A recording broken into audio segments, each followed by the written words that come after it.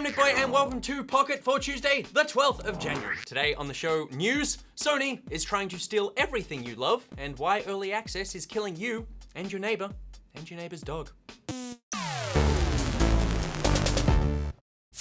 But first, here's what's been making headlines. DC Universe Online is making its way to Xbox One, and a former Sony studio is putting it there. Daybreak, formerly Sony Online Entertainment, announced that the Xbox port of the 2011 MMO should be ready in the next few months.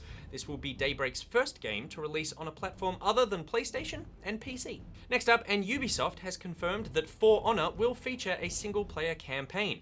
Unveiled at last year's E3, the medieval brawler looked tailor-made for multiplayer, and it was unclear whether there would be a story mode.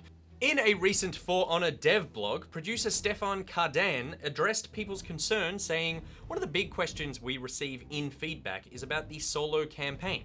I can promise you that we will have a solo campaign. It's one of the key subjects we are working on." And sad news from beyond the game sphere, as yesterday afternoon the world learned that the great David Bowie had lost his battle with cancer at the age of 69.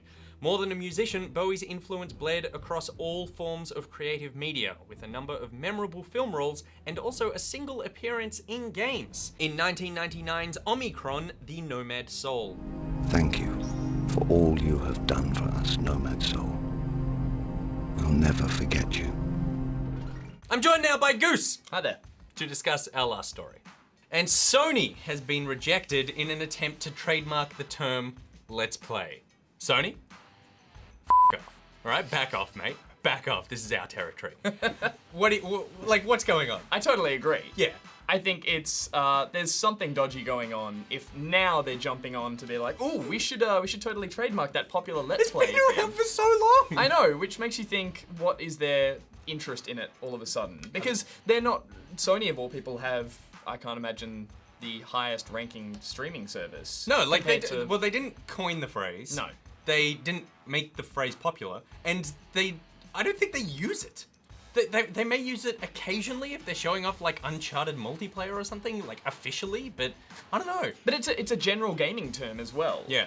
And it's been around for long enough now that it's too late to Yeah. get in there and say like, oh, that's ours now. And I think compared to when you're trying to protect something that you've created, Yeah. this feels a little malicious. I don't trust them. Bad people. And the reason that it was actually rejected is because it is too similar to a pre-existing trademark for LP Let's Play, and that's Let's with a Z, Oh. which is a small media company in the US. Wow. Which of course we know. We know of, They were of worried course. it would cause confusion between Sony Let's Play and Let's Play, that Yes. company we use. But it's just a strange move.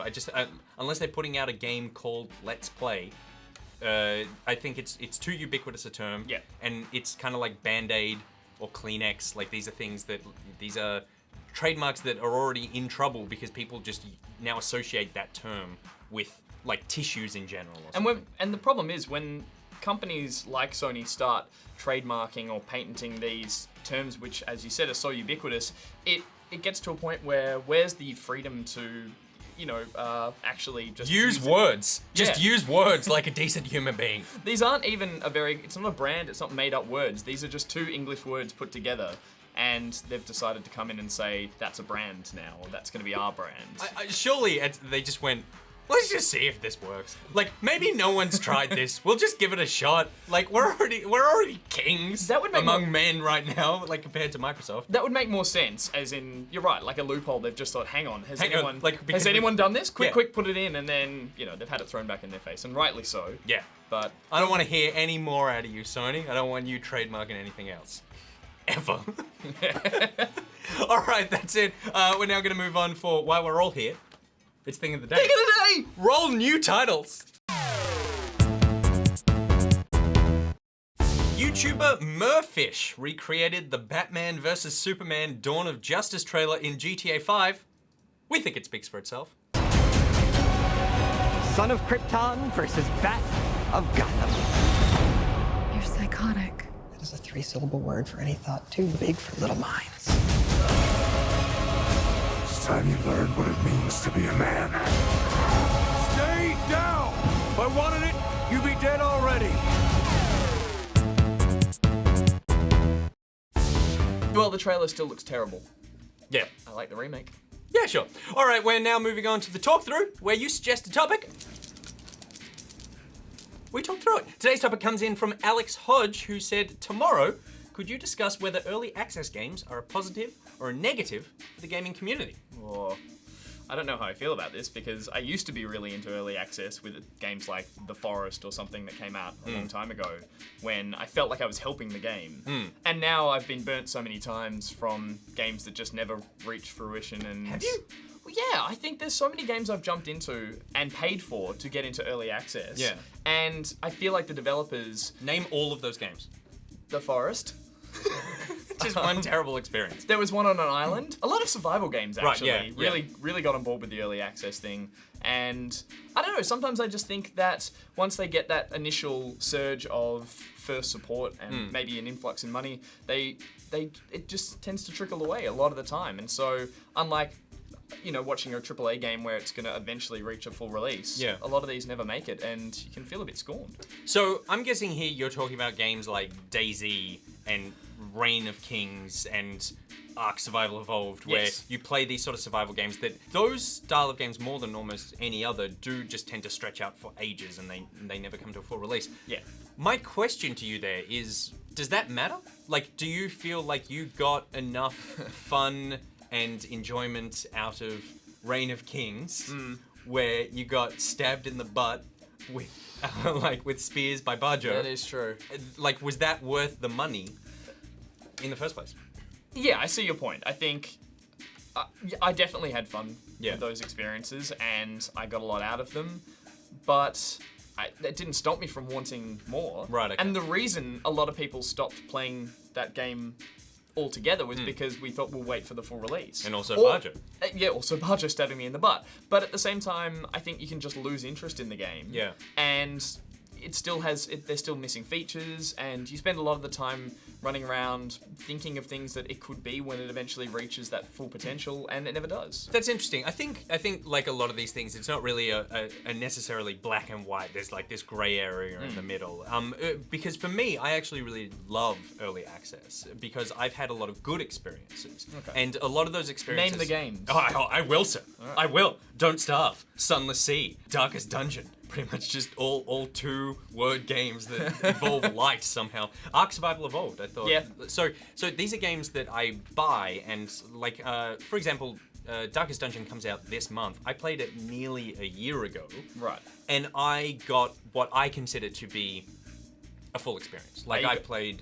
Are you going to revisit it though in full release? I may revisit it, but to me it doesn't matter. Like, I've already played the game, and the question there sort of becomes: is this good for the company? Because what I played was a slightly compromised version of their artistic vision. Right. Like, it wasn't a totally finished game, but it was definitely, from my perspective, it was finished. Like, there was enough game there for me to justify the cost. And I gave them money, so they managed to be a company that existed for a year to get Right. that game out, so that now everyone else can play it who don't play early access games. And hopefully, with a case like that, is they're going to go on and make future games that Exactly, you're going to yeah. enjoy as well. I guess the point is when you've got maybe indie games or smaller titles with Yeah. big ideas, Yeah.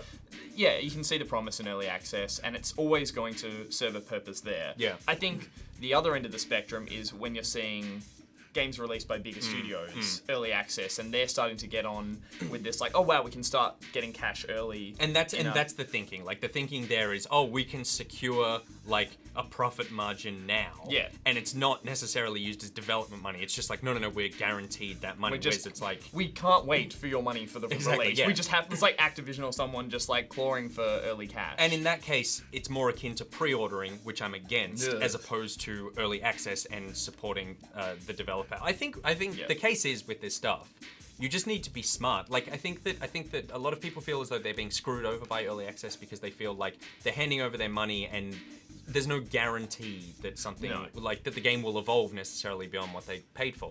But consumers do have a lot of power. You just don't buy the things that don't look like you don't get enough out of it. And particularly since early access is primarily on Steam, you have the ability to refund. Like, if you can play it, Yeah. you can go, no, I don't want this anymore. You're right, and the big part about it is the systems in place to get these games early. So something like Steam Greenlight feels like a more legitimate Yeah. sort of system to be gaining access to these games. And there are reviews on there already for early access. So you're right. I think it's a question of being smarter about looking at what you might be interested in and doing a bit of research sometimes. That's what I've done now. When I see something I'm instantly interested in, I might watch a few Let's Plays. Yeah. Sony.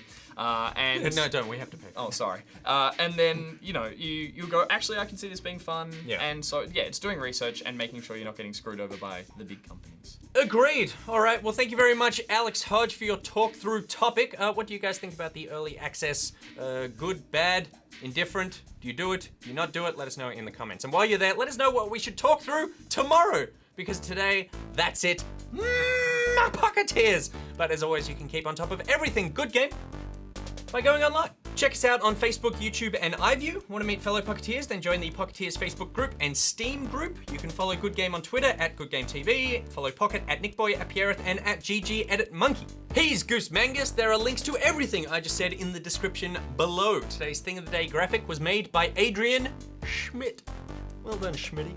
If you've made a Thing of the Day graphic, send it in. We've actually got a few weeks worth sort of backed up, but we want more. As long as you keep sending them, we're going to keep playing. And the longer you keep making them, the less time I have to actually make an official one. Yeah, help Goose be lazy. All right, until tomorrow, Nick Boy out. Goose out. You will make one eventually. Eventually, yes.